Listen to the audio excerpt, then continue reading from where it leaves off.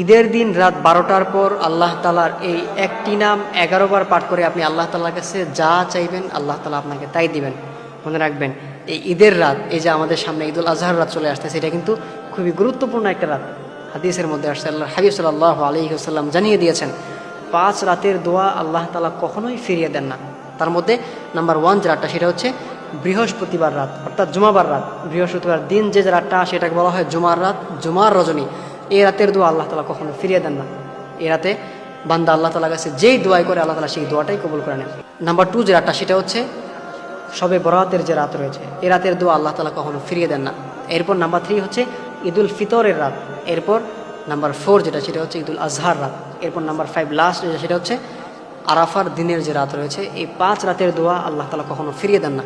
এই 5 রাতে বান্দা আল্লাহ তাআলার কাছে যেই দোয়াই করে আল্লাহ তাআলা সেই দোয়াটাই কবুল করে নেবে। সুতরাং আপনি যদি ঈদের দিন রাত 12টার পরে আল্লাহ তাআলার এই একটি নাম হাতে গুনে গুনে 11 বার পাঠ করে আল্লাহ তাআলার কাছে দোয়া করতে পারেন, ইনশাআল্লাহ তাআলা আল্লাহ তাআলা আপনার প্রত্যেকটা দোয়া কবুল করে নেবেন। সেই নামটি হচ্ছে ইয়া গফফার, ইয়া গফফার, ইয়া গফফার। আপনি যদি আল্লাহ তাআলার এই স্পেশাল নামটি, এই গুণবাচক নামটি হাতে গুনে গুনে 11 বার পাঠ করে এরপর আল্লাহ তাআলার কাছে দোয়া করতে পারেন, আল্লাহ তাআলা আপনার প্রত্যেকটা দোয়া কবুল করে নেবেন। কেননা আল্লাহ তাআলা কোরআনে বলে দিয়েছেন, ওয়ালিল্লাহিল আসমাউল হুসনা ফাদউহু বিহা। ও গোলামেরা, আমার যে সুন্দর সুন্দর নামগুলো রয়েছে, আমার যে স্পেশাল নামগুলো রয়েছে, তোমরা যদি আমি আল্লাহ তাআলা সেই নামগুলো ধরে আমাকে ডাকতে পারো, আমি আল্লাহ তাআলা তোমাদের ডাকে সঙ্গে সঙ্গে সাড়া দেব। সুতরাং আমরা অবশ্যই ঈদের দিন রাতে আল্লাহ তাআলার এই নামটা আমরা পাঠ করে এরপর আমরা আল্লাহ তাআলার কাছে দোয়া করব। আমাদের মধ্যে অনেকেই আছেন না, অনেক সমস্যার মধ্যে পড়ে আছেন।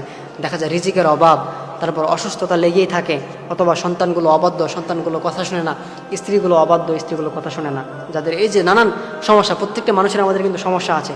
আপনার যেই সমস্যায় থাকুক না কেন, আপনি যদি আল্লাহ তাআলার কাছে শেয়ার করতে পারেন, ইনশাআল্লাহ তাআলা আল্লাহ তাআলা আপনার প্রত্যেকটা সমস্যা দূর করে দেবেন। সুতরাং আমরা অবশ্যই ঈদের দিন রাতে আল্লাহ তাআলার এই নামটি ধরে আমরা আল্লাহ তাআলার কাছে দোয়া করব, ইনশাআল্লাহ তাআলা আমাদের সমস্যার কথাগুলো আল্লাহ তাআলার কাছে শেয়ার করব। আল্লাহ তাআলা আমাদের প্রত্যেকটা সমস্যা দূর করে দেবেন, আল্লাহ তাআলা আমাদের প্রত্যেকটা দোয়া কবুল করে নেবেন।